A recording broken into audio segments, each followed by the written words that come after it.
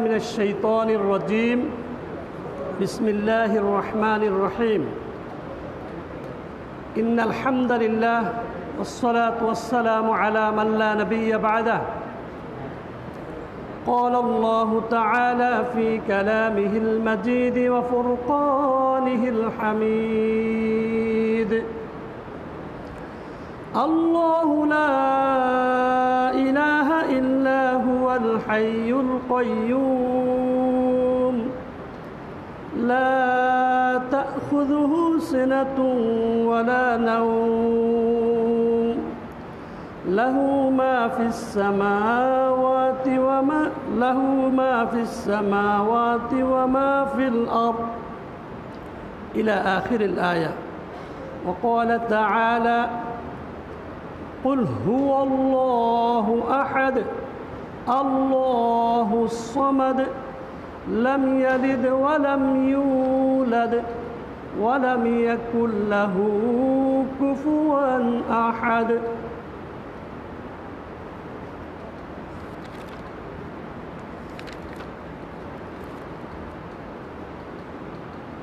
জামিয়া কাসিমিয়া মসজিদ কমপ্লেক্স কর্তৃক আয়োজিত মাহে রমজানের শেষ দশকের বাদ জোহর ধারাবাহিক আলোচনার সিঁড়িতে আজ আমার পালা। আমি আপনাদের উদ্দেশ্যে সামান্য একটু সময় আপনাদেরকে কষ্ট দেব।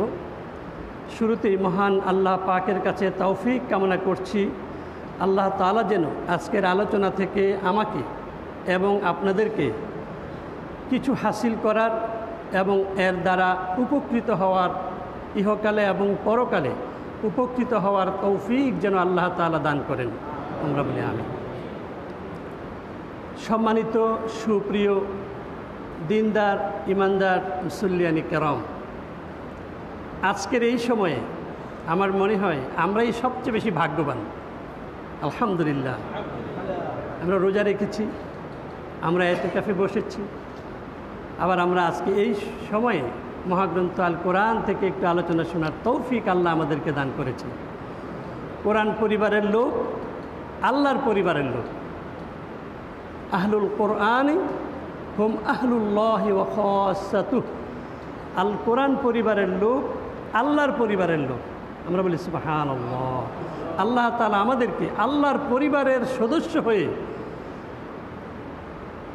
আজকে যেভাবে আল্লাহর ঘরে বসেছি, পরকালে আল্লাহর জান্নাতে যেন আমাদেরকে আবার এভাবে বসার তৌফিক দান করেন। সম্মানিত সুপ্রিয় রোজাদার ভাইয়েরা, ভাই ও বোনেরা, যে আমাদের দোতলায় অনেক বোনেরা রয়েছেন, ভাই ও বোনেরা, আমাদের সর্বাগ্রে প্রয়োজন হলো আল্লাহকে চেনা। কারণ আল্লাহ হলেন আমাদের সবচেয়ে প্রিয় বন্ধু, পরম বন্ধু। আর আমাদের চরম দুশ্মন হলো, প্রকাশ্য দুশ্মন হলো শয়তান। এই জন্য আমাদের উচিত হলো শয়তানকে চেনা, আল্লাহর অস্তিত্ব অনুধাবন করা এবং শয়তানের প্ররোচনা বুঝতে পারা। যদি আল্লাহর অস্তিত্ব যদি আমরা আমাদের হৃদয় মন দিয়ে যদি টের পাই, বুঝতে পারি, আল্লাহকে যদি অনুভব করতে পারি, আল্লাহকে পাওয়া আমাদের জন্য সহজ হবে। আর আল্লাহকে পাইলাম, সব পাইলাম। মাল্লাহুল মাওলা ফালাহুল কুল। আর শয়তান আমাদের প্রকাশ্য দুশ্মন, আল্লাহ তার কোরআনে বারবার বলেছেন। সুতরাং যে শয়তান কোনো নবীকে ছাড়েনি কুমন্ত্রণা দিতে, আমাদেরকে তো ছাড়ার প্রশ্নই আসে না। এই শয়তানকে যদি না চিনি, তার কুমন্ত্রণা যদি না বুঝতে পারি, তাহলে দেখা যাবে যে আমি কোরআন তেলাওয়াত করতেছি, হঠাৎ করে শয়তান একটা কুমন্ত্রণা দিয়েছে, আমি তেলাওয়াত ছেড়ে শয়তানের ধোকায় পড়ে গেছি। এই জন্য শয়তানকে চিনতে হবে, বাঁচার উপায় আমাদেরকে জানতে হবে। সম্মানিত সুপ্রিয় রোজাদার ভাই ও বোনেরা, আমরা পবিত্র কোরআনের সূরাতুল বাকারার যেই সবচেয়ে প্রসিদ্ধ যে আয়াতটি, যেটাকে আয়াতুল কুরসি বলা হয়, এর একটু অংশ, পুরো আয়াত আমি পাঠ করিনি, একটু অংশ তেলাওয়াত করেছি। আর সূরা ইখলাস তেলাওয়াত করেছি। আপনারা জানেন সূরাতুল ইখলাস এমন একটি সূরা যে সূরার মধ্যে আল্লাহর পরিচয় বহন করে। পবিত্র কোরআনের 114টি সূরা। আপনারা জানেন প্রায় সকল সূরারই কোনো না কোনো নাম রয়েছে, সব সূরারই নাম আছে, আর প্রত্যেক সূরার নাম ওই সূরায় ব্যবহৃত শব্দও আছে। যেমন সূরাতুল বাকারা আছে, সূরাতুল ফিলুন শব্দ আছে, ঠিক না? কিন্তু সূরাতুল ইখলাস এমন একটি সূরা, ছোট্ট সূরা, কিন্তু এই সূরার যে ইখলাস শব্দটা সূরার ভিতরে নেই। ইখলাস শব্দের অর্থ কি? ইখলাস শব্দের অর্থ হলো একনিষ্ঠ। পবিত্র কোরআনে একটি মাত্র সূরা যে সূরার আলোচ্য বিষয় একটি, দ্বিতীয় আর কোনো বিষয় এই সূরায় আলোচনা করা হয়নি। অন্য সকল সূরার মধ্যে আপনি দেবেন একাধিক বিষয়ে আলোচনা আছে, অনেক বিষয়, কিন্তু সূরাতুল ইখলাস এমন একটি সূরা যে এখানে শুধু একটি বিষয়ে আলোচনা করা হয়েছে, আর সেটা কি? সেটা আমার আল্লাহর পরিচয়। সুবহানাল্লাহ, সেটা আমার আল্লাহর পরিচয়। এই সূরার অর্থ আপনারা সকলেই জানেন, এই সূরার ফজিলতও আপনারা জানেন, সেজন্য আমি সেদিকে যাচ্ছি না। এরপরে আয়াতুল কুরসি, আপনারা জানেন যাকে ইসমে আজমও বলা হয়। এই আয়াতুল কুরসির মধ্যে আল্লাহ তাআলা নিজের পরিচয় সুন্দর করে তুলে ধরেছেন। আল্লাহু লা ইলাহা ইল্লা হুয়াল হাইয়ুল কাইয়্যুম। আল্লাহ হলেন তিনি যিনি চিরঞ্জীব, চিরস্থায়ী, যিনি সারা জীবন বেঁচে আছেন, বেঁচে থাকবেন, তিনি হলেন আল্লাহ। আবার তিনি বলেছেন লা তাখুযুহু সিনাতুন ওয়ালা নাওম। আল্লাহ তিনি যাকে কখনো ঘুম এবং তন্দ্রা কখনো স্পর্শ করে না, এটা আল্লাহর একটা পরিচয়। লাহু মা ফিস সামাওয়াতি ওয়া মা ফিল আরদ। আল্লাহ হলেন তিনি সাত আসমান এবং জমিন সব কিছু যার, সব কিছুর একচ্ছত্র মালিক যিনি, তিনিই হলেন আল্লাহ। এই যে আল্লাহু শব্দটি, আল্লাহু এর পরিচয় বলা হয়েছে হুয়া ইসমু আলম। এটা মুফরাদ, এক বচন, এর কোনো বহুবচন হয় না। পৃথিবীতে একটি মাত্র শব্দ যার কোনো অনুবাদও হয় না, যার কোনো বহুবচন হয় না, যার কোনো অনুবাদও হয় না। আল্লাহ, আল্লাহ, সবসময় আল্লাহ। আমরা সবাই বলি আল্লাহ জাল্লা জালালুহু। আল্লাহ তাআলা এই যে শব্দটি, আরবি ভাষাবিদগণ বলেছেন যে আল্লাহ এটা ইসমে জাত, শুরু থেকেই এই শব্দ, এখনো পর্যন্ত এই শব্দ আজীবন এই শব্দটাই থাকবে। আবার কেউ কেউ বলেছেন যে এই শব্দটা ইসমে মুশতাক, এর বিস্তারিত একটু আছে, তাফসীরে বাইজিবিতে বিবরণ আছে যে আল্লাহ কোথা থেকে কিভাবে হয়েছে, এরকম একটু কথা আছে, আমরা ওদিকে যাচ্ছি না। আল্লাহ তাআলাকে আমরা কিভাবে পাব, কিভাবে আমরা চিনব আল্লাহ? আল্লাহ তাআলা এই যে শব্দটি, আল্লাহ শব্দটি মানুষের প্রকৃতিতে অঙ্কিত একটি নাম। আমাদের প্রকৃতির মধ্যেই কি আল্লাহ শব্দটি বিরাজমান। শব্দটি প্রতিটি সৃষ্টির স্রষ্টা রয়েছে, কারণ সৃষ্টি মানেই স্রষ্টার মুখাপেক্ষী। কোনো বস্তু নিজেকে সৃষ্টি করতে পারে না, কোনো বস্তু নিজেকে নিজে সৃষ্টি করতে পারে না। অবশ্যই বস্তুকে কেউ না কেউ সৃষ্টি করেন, আর বস্তুকে যিনি সৃষ্টি করেন তিনিই হলেন আল্লাহ। কেননা সৃষ্টির পূর্বে সে নিজেই অস্তিত্বহীন ছিল। সৃষ্টির পূর্বে যে কোনো একটা বস্তু সে কেমন ছিল? সে ছিল অস্তিত্বহীন, তার অস্তিত্ব ছিল না। এই অস্তিত্ব যিনি দান করেছেন তিনিই হলেন আল্লাহ। আকস্মিকভাবে কোনো সৃষ্টির অস্তিত্ব এটা অযৌক্তিক, তাই স্পষ্ট হয়ে গেল যে সৃষ্টিসমূহের অস্তিত্ব দানকারী একজন রয়েছেন, আর তিনিই হলেন আল্লাহ। আল্লাহ তাআলা তার পবিত্র কোরআনে সূরা আত-তুরের 35 নম্বর আয়াতের মধ্যে বলেছেন আম খুলিকু মিন গায়রি শাইইন শাইইন আম হুমুল খালিকুন। তারা কি আপনা আপনি সৃজিত হয়ে গেছে? আল্লাহ তাআলা বলেন তারা কি আপনা আপনি সৃজিত হয়ে গেছে, না তারা নিজেরাই স্রষ্টা? আল্লাহ তাআলা প্রশ্ন করেছেন, তারা নিজেরাই কি স্রষ্টা, না তারা নিজেরাই সৃষ্টি হয়ে গেছে? এই যে একটি আয়াত, এটা সূরা তুরের 35 নাম্বার, 35, 36, 37 এই 3টি আয়াতের ব্যাপারে আল্লাহ রসুলের এক সাহাবী, তিনি জারির রাদিয়াল্লাহু তাআলা আনহু, তিনি বলেন যে আমি তখন মুশরিক ছিলাম। যখন আমি এই আয়াতগুলো শুনেছিলাম তখন আমার মনে হয়েছিল যেন আমার অন্তর আমার থেকে উড়ে যাচ্ছে। মানে এই আয়াতগুলো শুনে তিনি তন্ময় হয়ে গিয়েছিলেন যে কি সুন্দর কথা, সত্যিই তো আমরা নিজেরা সৃষ্টি হয়নি, আর আমরা নিজেদেরকে সৃষ্টি করিও নি, তো নিশ্চয়ই একজন স্রষ্টা আছেন। আর তিনি কে? তিনি হলেন আল্লাহ। আল্লাহ তাআলা, আমরা যে ব্ল্যাকবোর্ডে আপনাদেরকে দেখুন একটা দিয়েছি, যে আমরা উপরে লিখেছি আল্লাহু, নিচে লিখেছি আল ইনসান। ইনসান মানে মানব জাতি, ইনসানও হতে পারে, আবার এখানে আল খালায়েক সকল সৃষ্টিও হতে পারে। যে আল্লাহ হলেন তিনি যে সৃষ্টির সকল প্রয়োজন মিটান, যিনি সৃষ্টির সকল প্রয়োজন, চাওয়া না চাওয়া, আমরা চাই বা না চাই। দেখুন আমরা বড় হচ্ছি, চুল হচ্ছে, দাড়ি হয়েছে, আমরা বড় হয়েছি, এই যে পৃথিবী তার গতিতে, স্বাভাবিক গতি চলছে, বৃষ্টি হচ্ছে, পানি আসছে, জোয়ার আসছে, বাটা আসছে, জমিনে ফসল হচ্ছে, আমরা এগুলো দোয়া না করলেও আল্লাহ তাআলা দিয়ে যাচ্ছেন। মানুষের প্রয়োজনে, সৃষ্টির প্রয়োজনে যা কিছু প্রয়োজন, বিনা আবেদনে, বিনা দরখাস্তে সব কিছু যিনি দেন তিনি হলেন আল্লাহ। বাকি কথাটা হলো যে সুতরাং এই যে ইনসান, মানব জাতি যা কিছু করবে, প্রশংসা, ইবাদত, বন্দনা যা কিছু করবে, সব কিছু কার করবে? আল্লাহ। কেন আল্লাহর করবে?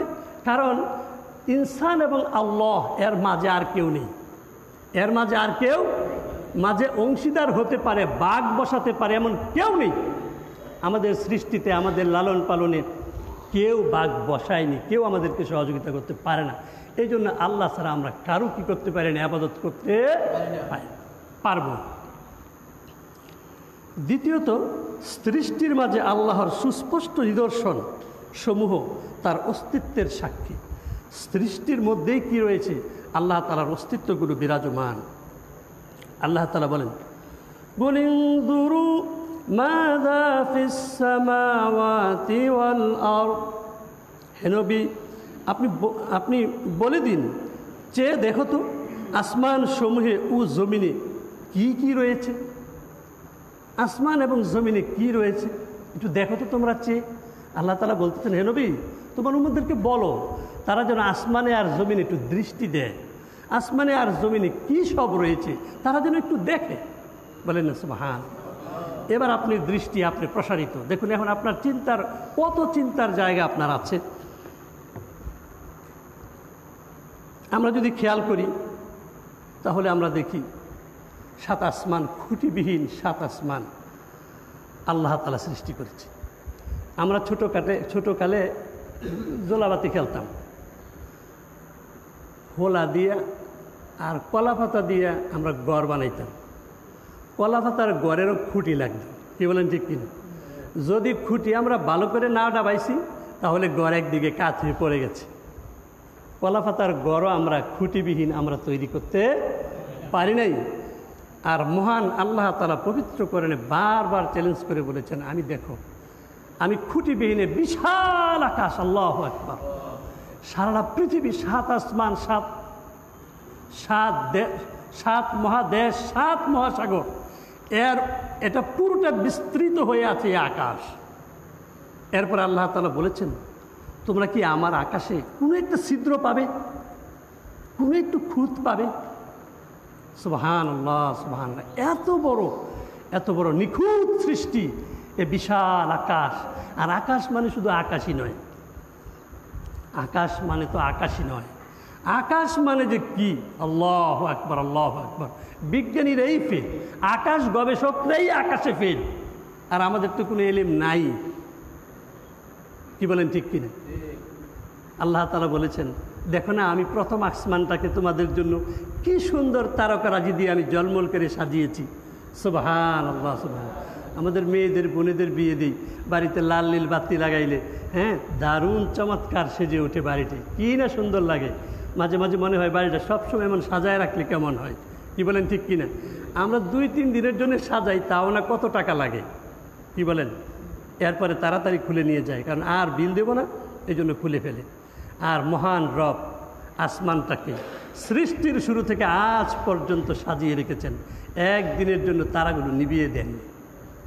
সুবহানাল্লাহ, কি না সুন্দর জলমলে, হ্যাঁ জ্যোৎস্না ভরা রাতে চাঁদ জ্বলে, তারাগুলো মিটিমিটি জ্বলে, বাহিরের আকাশে ছাদে উঠে একটু আকাশের দিকে গভীরভাবে তন্ময় হয়ে তাকিয়ে থাকুন, আমার আল্লাহকে দেখতে পাবেন, আমার আল্লাহকে আপনি দেখতে পাবেন, আমার আল্লাহকে আপনি চিনতে পারবেন। আর আল্লাহকে না চিনলে আল্লাহ বলেছেন ফা'লাম আন্নাহু লা ইলাহা ইল্লাহু, তুমি আগে কি করো? আল্লাহকে আল্লাহ বিশ্বাস করার আগে তুমি আল্লাহ সম্পর্কে ইলম অর্জন করো, জ্ঞান হলো আগে। আমরা আল্লাহর ইবাদত করি বটে, কিন্তু আল্লাহকে চিনি না। আমরা আল্লাহর গোলাম বটে, কিন্তু আল্লাহকে চিনি না। আমরা বিপদে পড়লেই তো হঠাৎ করে দৌড়ে আমার বন্ধুর কাছে যাই, আমরা তো আল্লাহর কাছে যাই না। আমার নবী যদি জুতার ফিতাও ছিঁড়ে যেতেন, মসজিদে 2 রাকাত নামাজ পড়ে আল্লাহর কাছে কাঁদতেন, আল্লাহ আমার জুতার ফিতা ছিঁড়ে গেছে, এটা উত্তম পথ আমাকে করে দেন। সুবহান। আর আমরা কি করি? আমাদের যখন বিপদ হয় তখন আমরা এই জনের কাছে, ওই জনের কাছে, মামা বাগিনা দুলাভাই সবার কাছে গিয়ে ফেল হইলে পরে বলি কি আল্লাহ তুমি ছাড়া পাও নাই। আমরা সর্বশেষ যাই আল্লাহর কাছে, কিন্তু আমি আল্লাহর বন্ধু। আল্লাহু ওয়ালিউল মুমিনিন, আল্লাহ তো মুমিনের বন্ধু, আমার সবচেয়ে পরম বন্ধু। এই পৃথিবীতে মা বাবা সন্তান সব কিছুর ঊর্ধ্বে সবচেয়ে আপন, সবচেয়ে কাছের বন্ধু হলো আমার আল্লাহ। আমি যদি আল্লাহকে যদি এইভাবে যদি আল্লাহকে মানুষ যেভাবে ধারণা করে, আল্লাহ তার সাথে সেভাবেই কি করেন? সাড়া দেন। যেভাবে মানুষ আল্লাহকে ধারণা করে সেভাবে আল্লাহ কি করেন? সাড়া দেন। আমরা আল্লাহকে সেভাবে চিনতে পারি না, আল্লাহকে সেভাবে আমরা কাছে মনে করি না। আমরা বিপদে পড়লেই শয়তানের আশ্রয় নিই। পরীক্ষায় বিপদে পড়েছি, পড়া পারি না, নকলের আশ্রয় নিই। চাকরির ক্ষেত্রে সমস্যায় পড়েছি, ঘুষের আশ্রয় নিই। ব্যবসায় সমস্যা হয়েছে, পুঁজি শর্ট, সুদের আশ্রয় নিই। আমার বাড়িতে কেউ হামলা করেছে, আমি অবৈধ মামলার আশ্রয় নিই, মিথ্যা মামলার আশ্রয় নিই। এরকম চিন্তা করে দেখুন, আমরা সকলেই কি করি? যখন যে কোনো জায়গায় আমরা হোঁচট খাই, আমরা শয়তানের আশ্রয় নিই, আমরা কিন্তু আল্লাহর সাহায্য কিন্তু নিই না।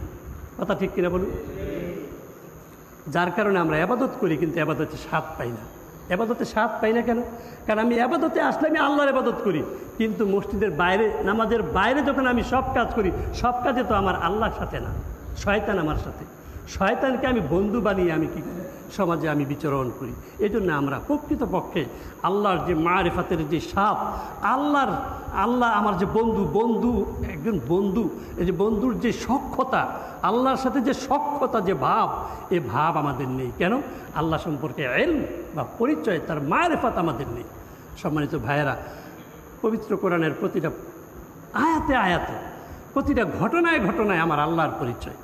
গতকাল এই যে হাফেজ আহমদ সূরা ইউসুফ তেলাওয়াত করেছে, সূরা ইউসুফের শুরু থেকে শেষ পর্যন্ত আল্লাহর কারিশমা, আল্লাহর অনুগ্রহ ইউসুফ আলাইহিস সালামের প্রতি, আর শয়তানের শয়তানি, পুরো ঘটনা। কি বলেন ঠিক কিনা?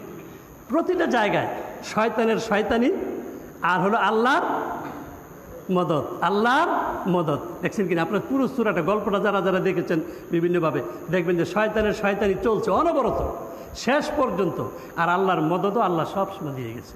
সুবহানাল্লাহ। সর্বশেষ হ্যাঁ, এরপরে কি গালিব, হ্যাঁ আল্লাহু গালিবু আমরিহি, মানে সকল বিষয়ের উপরে কার ফয়সালা বিজয়ী হয়েছে? আল্লাহর ফয়সালা বিজয়ী হয়েছে। বাইদের চক্রান্ত ভেস্তে গেছে, ওদিকে আরও যত ষড়যন্ত্র হয়েছে সব ভেস্তে গেছে। সর্বশেষ ইউসুফ আলাইহিস সালাম আল্লাহর সিদ্ধান্তেই তিনি কি হয়েছেন? গালিব হয়েছেন, বিজয়ী হয়েছেন। সম্মানিত ভাইরা, একদা আমরা এবার যে আল্লাহ তাআলা বলেছেন যে সৃষ্টির প্রতি দৃষ্টি দিতে, সৃষ্টির প্রতি দৃষ্টি দিতে আল্লাহ বলেছেন। এখানে একটা গল্প আপনাদেরকে শোনাবো। আল্লাহ রাসূল সাল্লাল্লাহু আলাইহি ওয়াসাল্লাম তার সাহাবা আজমাইনগণ তারা তো তাহাজ্জুদের নামাজ পড়তেন, আর আল্লাহ রসুল ঘুরে ঘুরে তার উম্মতের অবস্থা দেখতেন। একদিন হেঁটে হেঁটে দেখলেন আবু বকর রাদিয়াল্লাহু তাআলা আনহু তাহাজ্জুদের নামাজে তিনি নিম্ন স্বরে কোরআন তেলাওয়াত করছেন। হেঁটে হেঁটে উমরের বাড়িতে গেলেন, গিয়ে দেখলেন উমর জোরে জোরে কোরআন তেলাওয়াত করছেন। একদিন তিনি হেঁটে হেঁটে একটু গ্রামে গেলেন, তিনি দেখলেন এক গ্রামের এক কুঁড়ে ঘর, আমাদের মতো এত পাকা নয় যে ঘরের আওয়াজ বাইরে যায় না। ঘরের ভিতরে আল্লাহ রসুল শুনছেন এক গ্রাম্য এক মহিলা সে তাহাজ্জুদের নামাজ পড়ছে। আমার মা ও বোনের একটু গল্পটা শুনবেন। গ্রাম্য মহিলা সে তাহাজ্জুদের নামাজ পড়ছে, নামাজের মধ্যে সে আল্লাহ তাআলার পরিচয় চমৎকারভাবে তুলে ধরেছে। সে এভাবে বলতেছিল, হে আল্লাহ, তুমি তো আমার সে আল্লাহ যে আল্লাহ জানে সারা পৃথিবীতে কতগুলো গাছ রয়েছে, বৃক্ষ রয়েছে, সারা পৃথিবীতে কতগুলো বৃক্ষ তুমি জানো। হে আল্লাহ, তুমি তো আমার সে আল্লাহ যে আল্লাহ জানে সারা পৃথিবীর সবগুলো গাছে কতগুলো পাতা রয়েছে। সুবহানাল্লাহ। তুমি তো আমার সে আল্লাহ যে আল্লাহ জানে সারা পৃথিবীতে কতগুলো বালুর কণা রয়েছে। সুবহানাল্লাহ। তুমি তো আমার সে আল্লাহ যে আল্লাহ জানে আজ কোন বালু কোথায় গেল, কোন বালু কোথা থেকে কোথায় আসলো, সব কিছু জানে। তুমি তো আমার সে আল্লাহ। এরপরে বলেন, আল্লাহ তুমি তো আমার সে আল্লাহ যে আল্লাহ জানেন আজ পর্যন্ত পৃথিবীতে কতদিন বৃষ্টি হয়েছে, কত ফুটা বৃষ্টি হয়েছে, কোথায় বৃষ্টি হয়েছে, কোথায় বৃষ্টি হয়নি, সব কিছু তুমি জানো। আল্লাহ তুমি তো আমার সে আল্লাহ যে আল্লাহ জানে সারা পৃথিবীর মহাসাগরগুলোতে কয় লিটার পানি আছে, কতটুকু পানি, কয় ফুটা পানি আছে তাও জানো। তুমি তো আমার সে আল্লাহ। এমন সুন্দর করে আল্লাহর পরিচয় মানে আবেগের সাথে, উচ্ছ্বাসের সাথে বলতেছিল। রসুল করিম সাল্লাল্লাহু আলাইহি ওয়াসাল্লাম কান পেতে তন্ময় হয়ে শুনছিলেন। রসুল কিছু আর বলেননি। এবার তিনি ফিরে এসেছেন। পরদিন এই মহিলাটাকে খবর দিয়েছেন। খবর দিয়ে এনে তিনি তাকে একটা স্বর্ণের হার উপহার দিলেন। স্বর্ণের হার উপহার দিলেন। সুবহানাল্লাহ। স্বর্ণের হার উপহার দেওয়ার পরে রসুল বললেন, আচ্ছা বলো তো আমি তোমাকে কেন এটা উপহার দিলাম? সে লজ্জা পেয়ে গেল। বলল, হুজুর মনে হয় আমি আপনার আত্মীয় হব। বলল, না, তুমি আমার কোনো আত্মীয় বলে আমার জানা নেই। বলল, তাহলে মনে হয় আপনি তো উপহার দেন, একজন আরেকজনকে উপহার দেয়, হয়তো এই জন্য আমাকে উপহার দিয়েছেন। বলল, তাও না, উপহার তো একটা কারণেই দেয়া হয়। বলল, হুজুর এর বাইরে আর আমি কিছু জানি না, এর বাইরে আমি আর কিছু জানি না। রাসূল করিম সাল্লাল্লাহু আলাইহি ওয়াসাল্লাম বললেন, হে প্রিয় বোন, তুমি গতকাল রাত্রে তাহাজ্জুদের নামাজের মধ্যে আমার আল্লাহর পরিচয় এমন সুন্দরভাবে তুমি তুলে ধরেছিলে যার দ্বিতীয় বিবরণ আমি কারো কাছ থেকে কখনো শুনিনি, আমিও এভাবে কখনো কল্পনা করিনি। তুমি যেভাবে সুন্দর করে আমার আল্লাহর পরিচয় তুলে ধরেছ, আমি তাতে অত্যন্ত মুগ্ধ হয়েছি। সে বিদায় আমি তোমাকে এই উপহারটা দিয়েছি। সুবহানাল্লাহ। সম্মানিত ভাইয়েরা, আসলে আমরা আল্লাহকে এইভাবে চিনি না। আমার মনে পড়ে আমরা বিভিন্ন জায়গায় সফরে যাই, কক্সবাজারের এই যে ঢেউগুলো, আমি ঢেউয়ের দিকে তাকিয়ে তাকিয়ে বলি, যে পারো থামিয়ে দাও, যে পারো থামিয়ে দাও। আমার আল্লাহর এই ঢেউ একটার পর একটা আসছে, যে পারো থামিয়ে দাও। পৃথিবীতে কোন সে শক্তি আছে এটা থামিয়ে দেবে? বলুন। সুবহানাল্লাহ। কি বিশাল জগৎ। হেরা গুহায় উঠেছিলাম, উপরে দেখেছি বিশাল এক পাথর। আমি বিস্মিত হয়ে গিয়েছিলাম, এত বড় পাথর, এখানে তো কেরানো ওঠা সম্ভব না, কিভাবে এত বড় পাথর এখানে এলো, বা পাথরটা এভাবে কিভাবে সৃষ্টি হলো এখানে? বিস্মিত হয়ে গিয়েছিলাম। প্রিয় ভাইয়েরা, বিস্মিত হওয়ার জন্য হেরা গুহায় আর কক্সবাজার যাওয়া দরকার নেই। ছোট্ট ছোট্ট প্রাণীগুলো দেখুন। এই প্রাণীগুলোর কোথায় তার চোখ, কোথায় তার মুখ, কোথায় তার পেট, কোথায় তার হজম শক্তির ইঞ্জিন। আমি তো এই ছোট্ট ছোট্ট প্রাণীগুলোর দিকেও আমি তাকিয়ে বিস্মিত হয়ে যাই। সুবহানাল্লাহ। আমি ওই দিন বলেছিলাম, আমি ডালিমটা খেতে যত না মজা পাই, এর চেয়ে বেশি আমি মজা পাই ডালিমটা দেখে। আমি একটা একটা করে দানা খুলি আর আমি বলি, সুবহানাল্লাহ, আল্লাহ এত সুন্দর করে ডালিমের দানাগুলো তুমি কিভাবে সেভ করলে, কি সুন্দর পরতে পরতে একটা করে পার্টিশন তৈরি করে দিয়েছে, দুইটা একসাথে লেগে যায় না, চাপও লাগে না এবং রসটা বেরিয়েও যায় না। কী না সুন্দর খয়েরি কালার আর রং আর স্বাদ, কী না মিষ্টি, বলুন না সুবহান। এভাবে যদি আপনি সকল সৃষ্টির দিকে তাকাতে থাকেন, প্রতিটা সৃষ্টি, আল্লাহ তো বলছে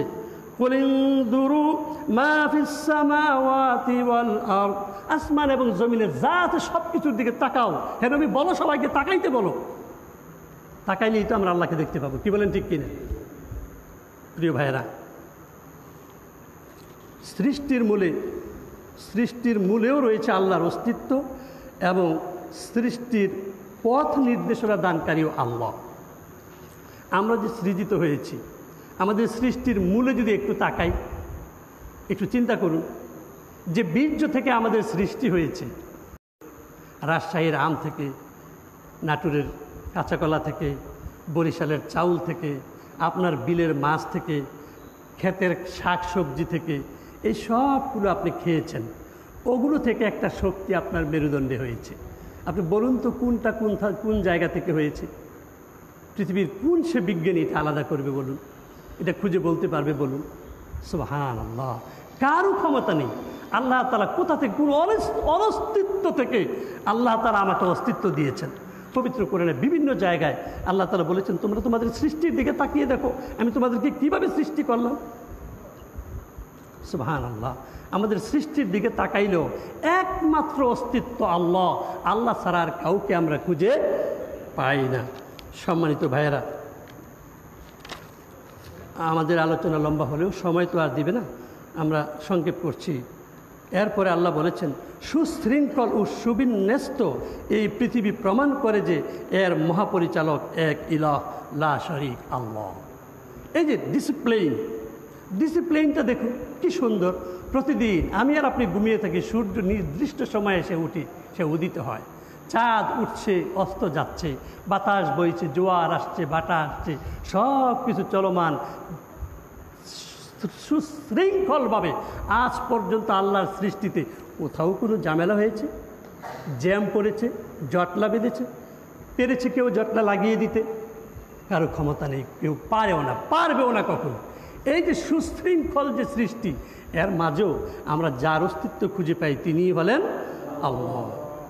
আল্লাহ তাআলা বলেছেন, লাউ কানাত আলিহাতান ইল্লাল্লাহ লাফাসাদাতা। যদি আল্লাহ একজন না হয়ে যদি দুইজন হতো, তাহলে এই পৃথিবী কি হয়ে যেত? ধ্বংস হয়ে যেত ঝগড়া লেগে। সুবহান। সকলের আহ্বানে সাড়া দানকারী যিনি, তিনিই হলেন আল্লাহ। সকলের আহ্বানে, যখন যেখানে যে অবস্থায় যেই আহ্বান করে, তার আহ্বানে যিনি সাড়া দেন তিনিই হলেন আল্লাহ সুবহানাহু ওয়া তাআলা। আপনি একটু চিন্তা করে দেখুন, মুসা আলাইহিস সালাম আল্লাহকে ডেকেছিলেন। আল্লাহ মুসা আলাইহিস সালাম বলেছিলেন, রব্বি ইন্নী লিমা আনজালতা ইলাইয়া মিন খায়রিন ফাকির। মুসা আলাইহিস সালামকে যখন মিশর থেকে যখন তাড়িয়ে দিল, তিনি যখন পুলিশের ডরে, ফেরাউনের ডরে যখন পালিয়ে যাচ্ছিলেন, তখন তিনি সিরিয়ায় উঠে এক কুয়ার পাশে এক আম গাছের তলে 7 দিন ধরে উপবাসী বসে আছেন। পুরো পথ নেই, কার বাড়িতে যাবে, কোথায় খাবে, উপাস। দৌড়তে দৌড়তে দৌড়তে দৌড়তে এক দেশ সাইরে গেছে আরেক দেশে, তাও দৌড়াইয়া, গাড়ি ঘোড়া নাই, পথ নাই, খাবার নাই, 7 দিন ধরে উপাস। আম গাছের তলে বসে বসে তিনি আল্লাহকে ডেকেছিলেন, রব্বি ইন্নী লিমা আনজালতা ইলাইয়া মিন খায়রিন ফাকির। আল্লাহর কাছে কেঁদেছেন, আল্লাহর কাছে বলেছেন, আল্লাহ তুমি আমার জন্য উত্তম একটা সুখবর তুমি আমার জন্য পাঠাবে, আমি সেই খবরের কাঙ্গাল হয়ে বসে রইলাম। তুমি যে আমার জন্য সুন্দর একটা খবর পাঠাবে, সেই সুন্দর খবরের কাঙ্গাল হয়ে আমি বসে রইলাম। ফাকির কাঙ্গাল, আমি ফকির হয়ে বসে রয়েছি যে তুমি আমার জন্য একটি সুখবর পাঠাবে। সুবহানাল্লাহ। দেরি হয়নি আর, দেখেছেন, আর দেরি হয়নি। আল্লাহ তাআলা শুআয়ব আলাইহিস সালামের বাড়িতে, তৎকালীন ওই অঞ্চলের যিনি নবী, যিনি রাজা, যিনি প্রেসিডেন্ট, তার বাড়িতে আল্লাহ তার রিজিকের ব্যবস্থা করে দিয়েছেন। সুবহানাল্লাহ। আল্লাহ ডাক শুনেছেন। কে ডাক শুনেছেন? আল্লাহ। এবং সেই বাড়িতে রাজার মেয়েও আল্লাহ তাআলা কী করে দিয়েছেন? বিবাহের ব্যবস্থা করে দিয়েছেন। বলেন না সুবহান। এরপরে হযরত ইব্রাহিম আলাইহিস সালাম ডেকেছিল আল্লাহকে, ইব্রাহিম ইসলাম বলেছিল, যখন ইব্রাহিম ইসলামকে আগুনে ফেলে দেয়, পৃথিবীতে তার সহায়তাকারী কেউ ছিল না। আজকে তো আমরা জেলে যাই, আহারে কি না আরাম, আমাদের সিট কিনে দেয়, আমাদের খাবার দেয়, বাইরে থেকে টাকা দেয়, আম দেয়, ফল দেয়, কত মানুষ যে সাক্ষাৎ করতে যায়। আল্লাহু আকবার। গাজীপুরের জেলে বলেছিল, আমরা ৪৫ জন জেলে ছিলাম, তারা বলেছিল যে আমাদের ৪৫ জনের মধ্যে ভাইজান আপনার কাছেই সবচেয়ে বেশি সাক্ষাৎ এসেছে। এত মানুষ নরসিংদী থেকে যায়, দেখা করতে যায়, কত কিছু খাওয়াইল। আর আমার নবী ইব্রাহিমকে যখন আগুনে ফেলায়, তার পক্ষে মিছিল দেওয়ার, এটা প্রতিবাদ করার মতো কেউ ছিল না। প্রতিবাদ করেছিল, একটু সহযোগিতা করেছিল এক ব্যাঙ আগুনের দিকে, নমরুদের আগুনের দিকে ফিরে একটু প্রস্তাব করে দিয়েছিল, জানি নিববে না, চেষ্টা করেছে। আল্লাহ তাআলা সেদিন থেকে ব্যাঙের প্রস্তাবকে আল্লাহ পবিত্র করে দিয়েছে। যাও তুমি মসজিদের ভিতরে ঘুমাইবা, থাকবা, প্রস্তাব করবা, এই জায়নামাজে নামাজ হবে। কুয়ার ভিতরে আগে ব্যাঙ ছিল, সেই কুয়ার পানিতে আমরা গোসল করছি, খাইছি, অজু করছি, কুয়ার ভিতরে ব্যাঙে প্রস্তাব করছে, আগ যে খাইছে সব কিছু। আল্লাহ ব্যাঙের সম্মানিত করে দিয়েছে। কেন? নবীরে বাঁচানোর একটু চেষ্টা করেছে। আমাদেরকেও কী করতে হবে? সত্যের পক্ষে আজীবন কী করতে হবে? সমর্থন দিয়ে যেতে, কখনো পিছপা হওয়া যাবে না। তাহলে আমরাও এরকম মুক্তি পাবো। আল্লাহ তাআলা ইব্রাহিম ইসলামকে যখন আগুনে ফেলা, ইব্রাহিম ইসলাম ছোট্ট একটা বাক্য বলেছিলেন, হাসবি আল্লাহু ওয়া নি'মাল ওয়াকিল। একটা কথা বলেছে, একটা আহ্বান করেছে আল্লাহ, যে আমার জন্য আমার আল্লাহই যথেষ্ট। আর তিনি কতই না উত্তম অভিভাবক। আল্লাহকে দেখেছে, আল্লাহ আর সহ্য নেই। আল্লাহ বললেন, কুলনা ইয়া নারু কুনি বারদাও ওয়া সালামান আলা ইব্রাহিম। আল্লাহ তাআলার সমুদ্রে, দরিয়ায় জোশ লেগেছে। আল্লাহ বলে, আগুন তুমি নাতিশীতোষ্ণ হয়ে যাও। আগুন কার গোলাম? আল্লাহর গোলাম। কি সুন্দর, নাতিশীতোষ্ণ হয়ে গেল। সুবহানাল্লাহ। যে আল্লাহ ইব্রাহিম ইসলামকে আগুনে বেহেশতের বাগান, ফুল বাগান বানিয়ে দিয়েছেন, আল্লাহ আমার জন্য পারে না? আপনার জন্য পারে না?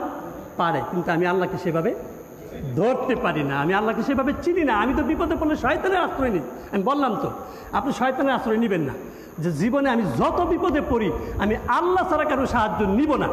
আপনি সিদ্ধান্ত নেন আজকে যে আমার জীবনে আমি কখনোই কী করবো না, আমি কোনো শয়তানের আশ্রয়, কোনো অবৈধ পথ আমি অবলম্বন করব না। এই জন্য আমার যা হয়, আমার যা হারাইতে হয় সব হারাবো, যা আমার শাস্তি হয় আমি শাস্তি পেতে নিব। কিন্তু আমি কি করব না, অসত্যের সাথে কখনো আমি কি করব না, আপোষ করব না। আপনি দেখবেন প্রতিটা মুহূর্তে আপনি কার সাহায্য পাবেন? সরাসরি একটা ডাইরেক্ট আসমান থেকে আপনার সাহায্য নেমে আসবে। কি বলেন, ঠিক কিনা? আল্লাহ তাআলা এইভাবে আরও কত উপমা দেয়া যায়। আইয়ুব আলাইহিস সালাম বলেছিল, ওয়া আইয়ুবা ইয নাদা রাব্বাহু আন্নী মাসসানিয়াদ দুররু ওয়া আনতা আরহামুর রাহিমিন। হে আল্লাহ, আমি অসুস্থ, আমি আজকে 7টি বছর ধরে কিরায় আমারে খাচ্ছে। আল্লাহ, আমার প্রতি তোমার একটু দয়া হয় না? তুমি না রহমশীল? আল্লাহ রহমতে জোশ লেগেছে, ডাইরেক্ট পায়ের আঘাতে পাথর ছুলে গেল, জান্নাতি ফোয়ারা বয়ে গেল, ফেরেশতারা গোসল দিয়ে দিল, মুহূর্তের মধ্যে আইয়ুব আলাইহিস সালামের সব রোগ ভালো। কি বলেন, ঠিক কিনা? আচ্ছা বলুন তো, যদি স্বাভাবিক প্রক্রিয়ায় ভালো হইতো কয়দিন লাগতো? সুবহানাল্লাহ, সুবহানাল্লাহ। আল্লাহ শুনেছে কি? আইয়ুব আলাইহিস সালামের ডাক শুনেছে। তাহলে আপনার ডাক কি শুনবে না? সে আল্লাহ কি আছে না? আমরা বলেছি আল্লাহু হাইয়ুন ওয়া কাইয়্যুম, চিরঞ্জীব, চিরস্থায়ী। তাহলে তো এখনো আছে। আল্লাহ আছে কিনা? এখনো শুনতেছি কিনা আমাদের কথা? ওয়া ইযা সাআলাকা ইবাদি আন্নী ফাইন্নী করিব। যখনই আমাকে ডাকে আমি একেবারে তার কাছে। উজিবু দাওয়াতাদ দাঈ ইযা দাআন। যখনই আমাকে কোনো আহ্বানকারী আহ্বান করে, আমি তার আহ্বানে সাড়া দিই। আল্লাহ সাড়া দেয়, মুহূর্তেই সাড়া দেয়। এত সহজে, এত দ্রুত আপনার বাবা মা, সন্তান, বন্ধু বান্ধব, ধন সম্পদ, পদ পদবী, ক্ষমতা, কেউ এত দ্রুত আপনাকে সাড়া দেয় না যত দ্রুত সাড়া দেয় আমার আল্লাহ। সম্মানিত ভাইরা, সময় 5 মিনিট অতিরিক্ত হয়েছে। আমি আর আলোচনা, যেহেতু মসজিদের পরিবেশ, এতেকাফের পরিবেশ, অনেকে ঘুমাবে, এই জন্য এটা ডিস্টার্ব করতে চাচ্ছি না। আমি আলোচনা শেষ করতে চাচ্ছি, আপনারা যদি অনুমতি দেন। জি, আজকে শেষ করে ফেলি, ইনশাআল্লাহ ভবিষ্যতে আরেকদিন হবে। ঠিক তেমনিভাবে হজরত, আচ্ছা আমি শেষ করিয়ে দিচ্ছি, ঠিক আছে? আমি সংক্ষেপে এই 5 মিনিটে শেষ করে দিচ্ছি। তেমনিভাবে ইউনূস আলাইহিস সালাম ডেকেছে আল্লাহকে মাছের পেটে পড়ে, আল্লাহ সাড়া দেয়নি? কি বলেন, দিয়েছে। ঠিক এইরকম জাকারিয়া আলাইহিস সালামের সন্তান ছিল না, জাকারিয়া ইসলাম আল্লাহর কাছে ডেকেছিল, যখন দেখছে মরিয়মের ঘরে ফল, বললো মরিয়ম আন্নালা কি হাজা, এগুলো কোত্থেকে? হাজা মিন ইন্দিল্লাহ, কিন্তু আল্লাহ দিয়েছে। তিনি চেতনা ফিরে গেল, আরে বেমৌসুমে যদি আল্লাহ মরিয়মের ঘরে যদি আসমান থেকে ফল পাঠাই দিতে পারে, তো আল্লাহ আমাকে কি আল্লাহকে সন্তান দিতে পারে না? ওখানে ডাকাই কি ফানাদা, আল্লাহকে ডাকতে শুরু করে দিল যে আল্লাহ তুমি আমাকে খয়রুল ওয়ারিস, তুমি তো উত্তম ওয়ারিস দানকারী, আমারে কি আল্লাহ বংশহীন করবা? আল্লাহর কাছে এত সুন্দর আবেগ উচ্ছ্বাস তিনি তুলে ধরলেন। আল্লাহ তাআলা বললেন যাও একটা সন্তান দিতেছি। আবার তিনিই প্রশ্ন করে আল্লাহ কেমনে দিবে, আমি না বুড়ে হয়ে গেছি গা, আমার বউ না বাঞ্জা হয়ে গেছে গা। আল্লাহ তাআলা বলেন হ্যাঁ আমি দিতেছি। আল্লাহ তাআলা তখন তার ওয়া আসলাহা, আল্লাহ তাআলা কী করলেন, জাকারিয়া ইসলামের স্ত্রী যে সমস্যা ছিল এই অপারেশন করে ঠিক করে আর পরে সন্তান দিয়েছেন, ইয়াহিয়া আলাইহিস সালামকে দান করেন। সুবহানাল্লাহ সুবহানাল্লাহ। সম্মানিত ভাইয়েরা, এখন আমাদের তো আরও রয়েছে আল্লাহকে পাওয়ার উপায়, শয়তানের পরিচয়।